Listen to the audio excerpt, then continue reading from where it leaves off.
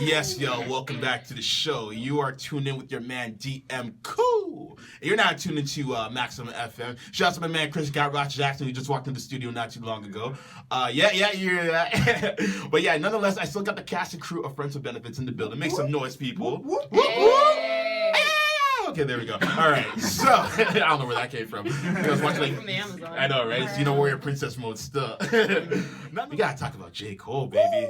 Now, as you all know, this guy put out a new track that we just played, which is entitled Whole World No Blanket. I know, right? He put out a track entitled False Prophets, and, you know, in that track, there is a perceived, you know, couple of lines that may be aimed at one Kanye West. So we just bumped the track not too long ago, but some of the lines that kind of have people, you know, speculating are the ones that follow, and I quote, "He's falling apart, but we deny it. Justifying that half-ass shit he dropped, we always buy it. When he tells us he a genius, but it's clearer lately, it's been hard for him to look into the mirror lately."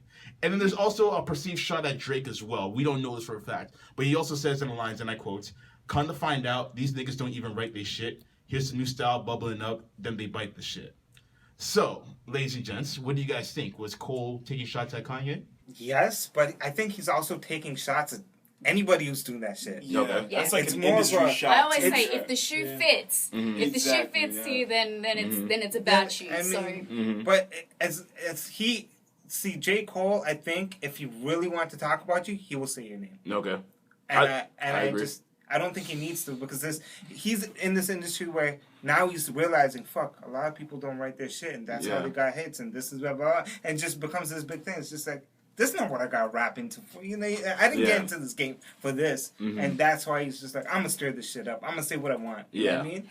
I believe that, because remember, he went on that little hiatus when his career first popped. You know what I mean? And I remember watching the interview, I don't remember exactly, but he was talking about how he couldn't find the formula, you know what I mean, to say what he wanted to say, but still have it be current and be relevant. You know what I mean? And that was his and first I think album. that's where the frustration first like really hit him. Yeah, the so politics. Now exactly, the politics. So now, you know, he has tons of freedom now to say what he wants to say, make the music that he wants to make.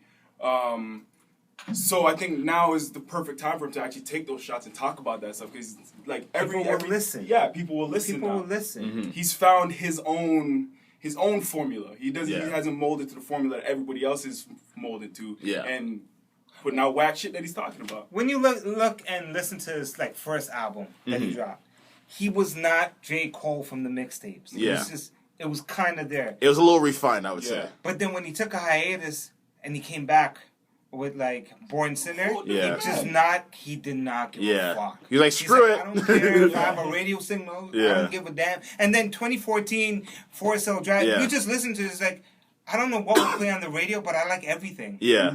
Because like it's so raw. Exactly. And that's something we miss in hip hop. Exactly. And he's just being honest again. Like, to me, I didn't see this as a diss, really. Like, you could perceive it as a diss, like, in the normal annals of what a diss track may be. But at the end of the day, I think he was just giving his honest critique of that supposed artist. He could even talk about himself for all we know. But I think within that critique, I think it was just like a call to arms, so to speak. Kind of like what Kendrick did in Control, where he just shouted out all those rappers. He's like, yo, I gotta love y'all, but I'm trying to murder y'all because it's a competition. Yeah. Or even what Jay-Z did to Nas in The Takeover. Like, when he said stuff like, had a spark when he started, but now he just garbage, went from top 10 to not mentioned at all. And that was honestly like a harsh critique, but nonetheless a critique about Nas, about how he started off great with Illmatic. Yeah. And then from then on, it was just like, slowly but surely, his credibility was kind of chopping at the bit a little bit. Because he was coming at him as a fan, and that's what J. Cole's doing. He's like, I'm a fan of hip-hop. You guys are letting me down. And that's what he's saying, really. Yeah. So if the shoe fits, like Joanne says, then it fits. Exactly.